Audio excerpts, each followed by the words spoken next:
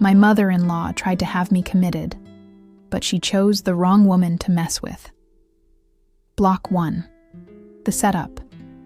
The first time I suspected something was off, it was a subtle thing. A glass of wine I didn't ask for. A side-eye when I declined the third helping at dinner. A whisper of, "Are you feeling okay, sweetie? You've seemed tense lately." It's the kind of thing you brush off until you can't. My name is Lauren Carter. I'm 33 years old, and I live just outside Denver, Colorado. I'm a high school history teacher, married for 6 years to a man I love, or thought I loved. And I was about to find out just how far a mother-in-law will go to protect her idea of family, even if it means destroying someone else's sanity in the process. Her name is Miriam Hayes, my husband Eric's mother. And to the outside world, she's everything you'd want in a matriarch. Well-dressed, charming, generous at church potlucks, quick with a warm hug and a casserole. But behind closed doors, she's a puppeteer, and I was her favorite marionette, until I cut the strings. It started small. Miriam would call unexpectedly, just checking in, then casually mention something Eric had told her, something I hadn't shared with anyone, like the fact that I'd had 2 migraines that week, or that I'd cried after a rough day at school, or that I was considering therapy, just to cope with the burnout of teaching through a pandemic. Nothing scandalous, but the way she framed it, it sounded like concern. "Maybe you need a break," she said once, her voice soft over the phone. "Eric worries, you know. Sometimes you get overwhelmed." Overwhelmed. Such a polite word for unwell. I didn't connect the dots until Miriam invited me to brunch 2 months later, just us. She'd booked a fancy hotel restaurant, the kind with linen napkins and endless mimosas. I thought it was a peace offering. I even dressed up. But by the end of the meal, she reached across the table, took my hand in hers and said, "I spoke to someone. A clinic. It's private. Discreet. They specialize in women like you. Bright. Capable, but struggling. It's nothing to be ashamed of, dear." I froze. "What? Clinic?" I asked. Her expression didn't change. "Sunridge Behavioral Health," she said. "Just a short stay. 2 weeks. A reset. You'll thank me when it's done." I stared at her like she'd just suggested I go to jail to take a nap. And that's when I knew. This wasn't concern. This was calculated. She wasn't trying to help me. She was trying to erase me. And the worst part? Eric was in on it. Block 2. The gaslight protocol. I didn't react the way Miriam expected. I didn't cry. I didn't yell. I didn't even finish my mimosa. I just smiled, stood up from the table and said, "Thanks for brunch." Then I went home and locked myself in our upstairs bathroom, not to hide, but to think. Because something had snapped into place. All those little comments over the last few months, from Eric, from Miriam, even from her friends, they weren't random. They were part of a narrative, one that painted me as unstable, fragile, on the edge. And they weren't just planting seeds. They were preparing for harvest. That night, I confronted Eric. He was sitting on the couch, watching some Netflix comedy he wasn't really paying attention to. I walked in, remote in hand, and paused the screen. "Why did your mother book a spot for me at Sunridge?" He looked up, caught, but not surprised. "I didn't think she'd tell you yet," he said, like we were discussing a surprise party. "Yet?" I repeated. He stood, running a hand through his hair. "Lauren, come on. You've been stressed. You cry over commercials. You haven't slept a full night in weeks. This isn't an attack. It's help." "Help? You tried to commit me without my consent." "It's just observation," he said, like that made it better. 2 weeks. They'd run some evaluations, talk to you. "About what?" I snapped. "About how I'm suddenly too emotional? About how your mother thinks I'm overwhelmed? About how the woman who built your resume and wrote your wedding vows somehow can to manage her own life?" He flinched, but didn't back down. "Everyone's just worried about you." No, not everyone. They were worried about how I made them feel. Miriam had always wanted control. From wedding plans to family holidays, she played the long game, sweet on the surface, always angling for the upper hand. But trying to institutionalize me, that was war, and I was done being polite. That night, I started documenting everything, every text, every email, every voicemail from Miriam that even hinted at emotional instability. I called Sunridge pretending to be my own sister and asked if Lauren Carter had been pre-booked. She had, with a full intake file already faxed over by Miriam. They said, "It's not uncommon for families to help with admissions." Except I'd never signed anything, never agreed, never asked for help. And what chilled me most? The file listed Eric as my emergency contact and legal proxy. If ID agreed to even a single session, if ID let them sedate me, admit me just for evaluation, I might not have walked out, because they'd planned everything, except one thing, that I'd fight back. And the next step? Getting proof. Not just to protect myself, but to burn the whole thing down. Block 3. The countermove. If Miriam and Eric thought I'd crumble under pressure, they clearly hadn't done their homework. I wasn't just a high school teacher, I was a historian. I lived for patterns. I tracked timelines, decoded intentions, and studied power dynamics for a living. What they were doing to me wasn't just underhanded, it was psychological warfare. And now I was documenting it like a case study. I created a digital folder labeled Sunridge Situation.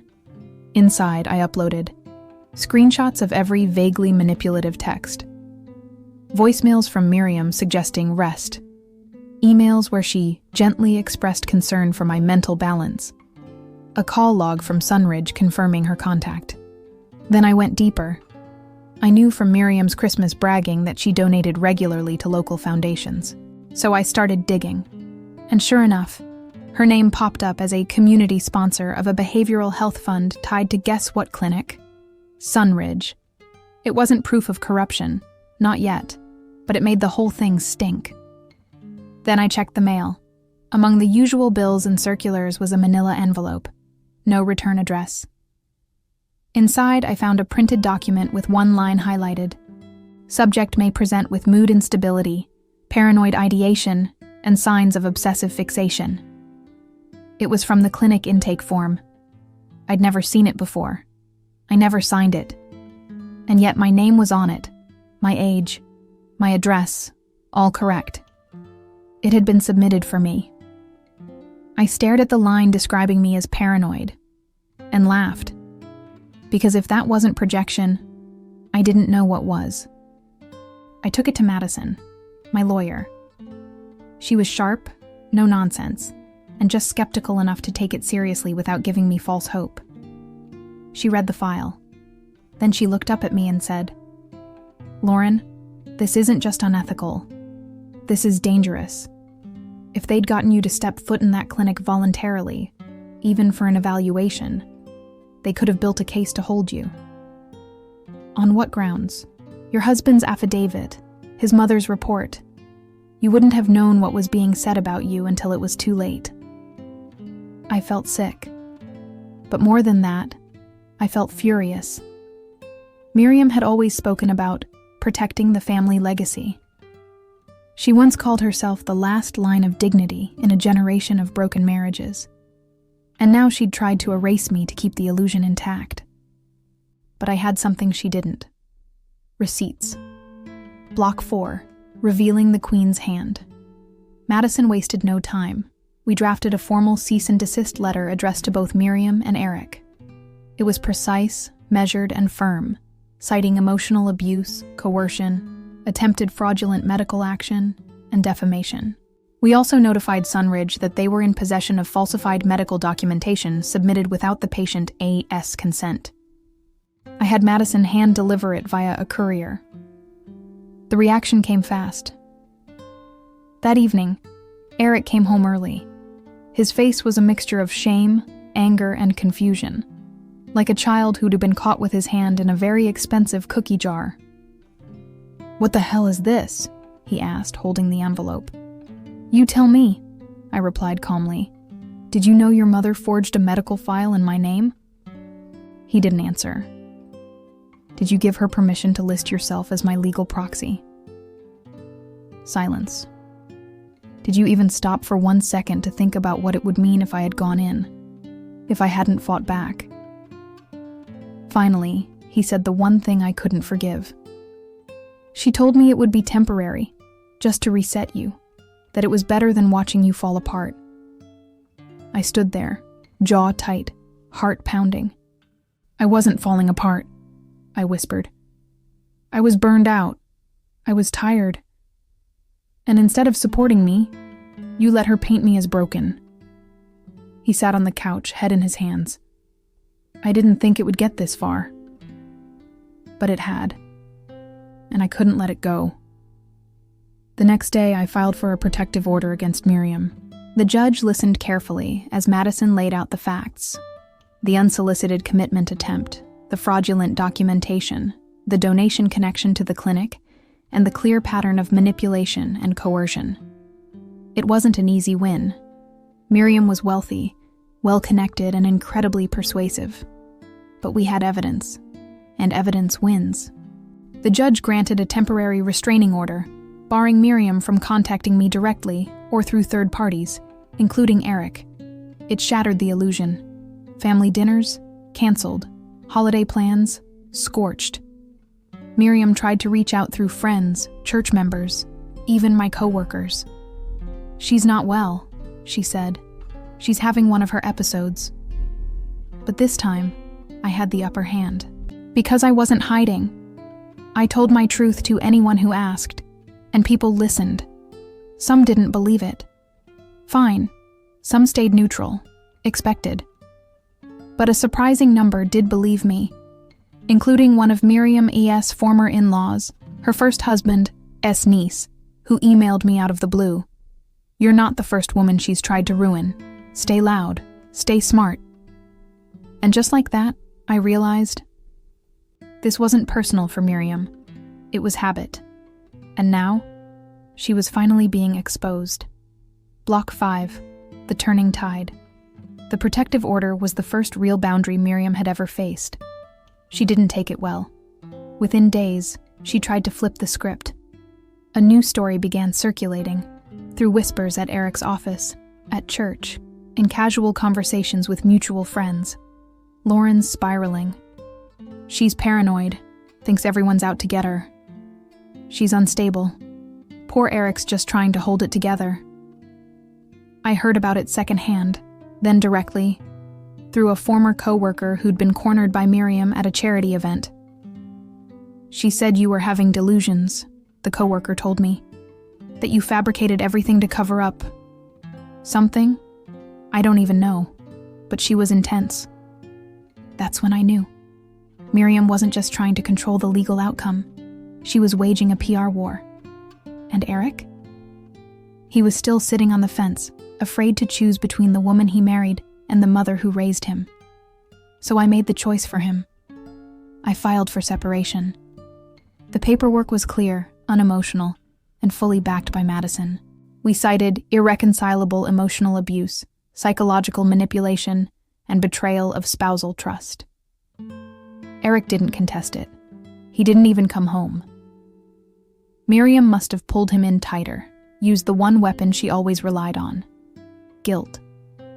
But guilt only works when there's still love. And mine? It had died the moment he signed off on that intake form. Word spread fast. Miriam's power relied on perception, the image of a picture-perfect matriarch, the woman holding the family together. But now that image had cracks, big ones. And people started talking. A former family therapist messaged Madison anonymously, said she'd seen signs years ago, but was legally barred from intervening. She provided a sworn statement under seal.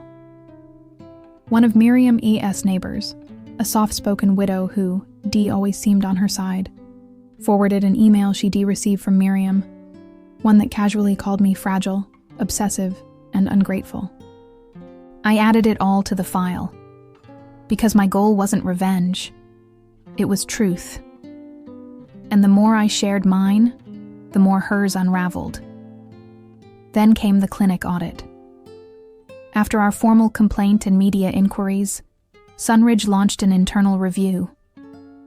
And while they never publicly admitted wrongdoing, they quietly updated their intake protocols and scrubbed a donor page featuring Miriam's name. Behind the scenes, I received an apology. Privately, quietly, but it was something. And then, silence. Miriam stopped trying to contact me.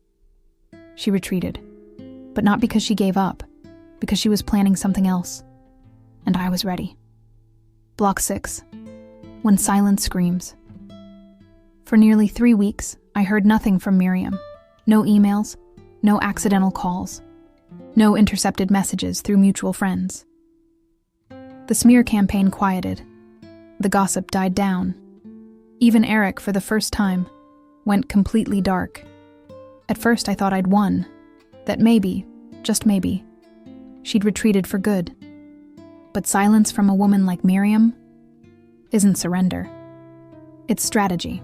I kept my guard up, checking my online accounts, monitoring the legal calendar, updating Madison with anything remotely suspicious.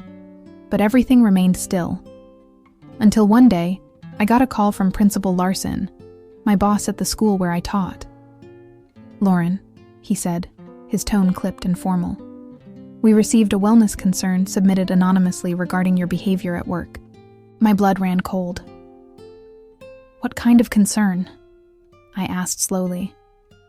"A claim that you've been emotionally erratic in front of students, that you've made inappropriate comments, arrived disheveled, and appeared confused during lessons." I sat down. My legs couldn't hold me. It was happening again. Another attempt to frame me as unstable. This time not to institutionalize me, but to destroy my career. I responded calmly, professionally. I knew the school had procedures. I knew Larson didn't believe the claims. Not really. But protocol required a review. A union rep. A few days of personal time while they looked into it. I agreed. I had no choice. But as soon as the call ended, I went into investigator mode. I contacted my coworkers, quietly. Asked them if they'd noticed anything strange lately. A few said they'd seen someone parked across the street from the school. Same SUV, tinted windows, 2 or 3 days a week. One even snapped a photo. Guess whose car it was? Miriam's. She hadn't given up. She was just evolving. Instead of trying to lock me up, she was trying to make sure no one trusted me again. A discredited teacher. A damaged reputation. No clinic needed. Just the suggestion of instability to do the job. But I wasn't who I was 6 months ago. I was sharper, faster, and ready. I worked with Madison to file an employment interference complaint, attaching the photo, the timing, and evidence of prior harassment. The school's board was notified. The HR department paused the review until our claim was processed. Miriam had crossed a line. Not just into my home, not just into my marriage, but into my livelihood. And I was going to make sure this time her silence wouldn't protect her. It would expose her. Block 7, the line in the sand. Madison and I knew we needed more than accusations. We needed irrefutable evidence that Miriam wasn't just a manipulative mother-in-law. She was actively sabotaging my career and reputation through illegal means. So we hired a private investigator. His name was Chase, former military, ex-cybersecurity, and blessed with a level of calm that made you feel like nothing in the world could shake him. He listened to everything I told him, nodded once and said, "Let's see what she's hiding." 3 days later, Chase delivered his first finding. Miriam had created an anonymous Gmail account, the same account used to submit the wellness concern to my school. Same IP trace as her home Wi-Fi, confirmed by metadata on the attached files. One of the evidence documents she submitted to the school included a screenshot of my supposed ranting, but she made a fatal mistake. She'd left her personal desktop file name visible in the document's properties. Lauren breakdown, final, docx, final. As if this was a project. She was planning her assault like a campaign, and she'd just handed us the blueprint. Madison filed a formal anti-harassment injunction and included the metadata as supporting evidence. She also filed an additional complaint with the school's board, citing defamation and fraudulent reporting. But Miriam wasn't done, because her next move wasn't just about hurting me. It was about taking something away from me. I found out when I walked into my classroom after my suspension was lifted, and found a parent volunteer sitting at my desk. A woman I'd never met. "I'm sorry," she said, startled. "I was told you'd be gone for a while. I'm here to observe." "Observe what?" She hesitated. "There were concerns." I froze. This wasn't the school's doing. This was an outside hire. Later that night, Chase confirmed it. The volunteer wasn't a parent. She was a family friend of Miriam Hayes, a retired counselor with no clearance, no children enrolled, no school-issued ID. Just a smile and a clipboard, planted to gather evidence that I was too unstable to teach. They were trying to build a psychological profile against me on school property. And the only reason I found out? Because Miriam assumed I wouldn't be back. She was that sure I'd collapse. That's when I decided it was time to go public, not just with my story, but with every piece of proof. I scheduled an interview, and I prepared to burn the lies down, once and for all. Block 8. When the truth goes public. The interview aired on a local Denver investigative series called Unmasked. The producers weren't strangers to corruption stories. But even they were stunned by the sheer precision of Miriam E.'s actions. We didn't name her directly at first, legal reasons. But we presented everything else. The forged intake forms, the fabricated teacher complaints, the planted volunteer, the metadata linking anonymous accounts to her IP address. We pixelated faces, altered voices, but the story was unmistakable. A respected educator nearly institutionalized by her own family, a mother-in-law weaponizing mental health stigma to regain control. I told the truth calmly, deliberately, and I didn't hold back. I described how easy it was for someone to use concern as a mask for control, how women are often labeled unstable the moment they stop accommodating toxicity, how the mental health system, flawed and overwhelmed, could have been misused to silence me indefinitely. The episode aired on a Thursday night.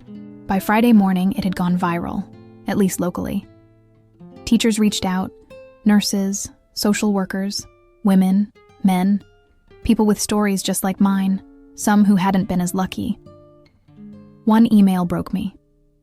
My sister didn't fight back. She signed the forms, she trusted them. She never really came back from it. Thank you for not staying quiet. Even the school board issued a statement the following week. Ms. Carter has our full support and is reinstated without condition. We are reevaluating our protocols to ensure no community member can abuse the system in this way again. It was victory. But not the kind you celebrate with cake and balloons. It was the kind you sit with, quietly, letting the relief settle into your bones. Eric reached out finally. Texted me after the broadcast aired. I didn't know it went that far. I didn't respond. He didn't deserve closure. Not from me, because his silence when it mattered had nearly cost me everything. Miriam? She retained a crisis PR firm, tried to spin it, called it a family misunderstanding, a miscommunication rooted in concern. But the facts were public now. The screenshots, the statements, the manipulation, the intent, and people weren't buying it. Her name stopped appearing at fundraisers. A local nonprofit quietly removed her from the advisory board. The illusion of Miriam Hayes began to dissolve, and for the first time, I felt safe walking into my classroom. No shadows, no whispers, no games, just me, standing in my truth. Block 9, a legacy of control. Broken weeks passed, The media buzz faded, the support poured in, and my world, or what was left of it, began to feel solid again. My students welcomed me back like I hadn't missed a beat. Their parents sent notes of support. Even the school librarian baked me a cake that said, "Welcome home, Miss Carter." But the wounds beneath the surface, they didn't heal overnight. Because once you've been gaslit at that level, once someone tries to rewrite your reality while smiling to your face, you never see the world the same again. I found myself questioning everything. Not just Miriam, but Eric, my in-laws, every dinner conversation, every compliment that now felt more like surveillance. And I realized something. This hadn't started with the clinic. It had started years earlier, when Miriam questioned my career choice. Teaching? Such a waste of your intellect. When she accidentally deleted my wedding playlist and replaced it with hymns. When she gave me a fertility book for Christmas with a sticky note that read, "Don't wait too long, you'll regret it." It was always there. The subtle erasure, the steady deconstruction of my independence. The problem was never that I was too emotional. It was that I wasn't obedient, that I didn't yield. And when I finally stopped bending, she tried to break me. But she underestimated one thing. I knew how to survive storms. Because I've taught history long enough to know. Tyrants always overreach. Eventually, they fall. Miriam's fall wasn't dramatic. It wasn't a courtroom scandal or a public takedown. It was slower. Her church friends stopped inviting her to speak. Neighbors stopped waving as often. Even her closest allies, the ones who swore I was lying, started avoiding the conversation. Because she hadn't just tried to destroy me. She'd exposed herself. And the shine never returns once you've shown people what you're really made of. Meanwhile, I rebuilt. Quietly. Firmly. And when the final divorce papers came through, I didn't cry. I signed them with a steady hand. Eric's signature looked rushed, as if even he wanted to disappear from the wreckage. Fine by me. I wasn't mourning a marriage. I was celebrating a resurrection. Mine. Block 10. The woman she couldn't break. 1 year later, I stood at a podium at a statewide educators conference. The topic? Gaslighting in professional spaces, when emotional abuse crosses the line. I shared everything, not as a victim, but as a case study in survival. The crowd didn't blink when I described being nearly institutionalized without cause. They didn't gasp when I revealed who orchestrated it. Because the real gasp-worthy moment was when I said, "And she did it because I stopped saying yes." That's what it was really about. Power. Miriam's control didn't end when Eric grew up. She simply redirected it. Into his marriage. Into our home. Into my mind. But the one thing she never expected, what truly unraveled her strategy, was that I would not only resist, I would document, and share, and fight. After the talk, a young teacher came up to me. She was trembling, holding a folded piece of paper. "This is happening to me," she said. Not the clinic part, but the rest. The manipulation, the control. I thought I was going crazy. I took the paper, read her story, gave her my lawyer's name, and said the words I wish someone had told me a year earlier. "You're not crazy. You're just being cornered. And cornered women are the most dangerous kind." Today, I teach the same kids, in the same classroom, but they see me differently now. Not because I survived something, but because I showed them what it means to say, "No. This stops here. Miriam lives 2 neighborhoods away. I haven't seen her in months, but I hear things. She's quieter, more careful. Her circles have shrunk, her reputation dimmed. She tried to build her legacy on control, and ended up remembered for her collapse. As for Eric, he moved, took a job in Oregon, married someone else, I think. I don't check, because my story isn't about him, or her. It's about me. The woman who was supposed to break, but didn't. The woman who was supposed to be erased, but wrote a new ending. My name is Lauren Carter, and no one will ever write my story for me again.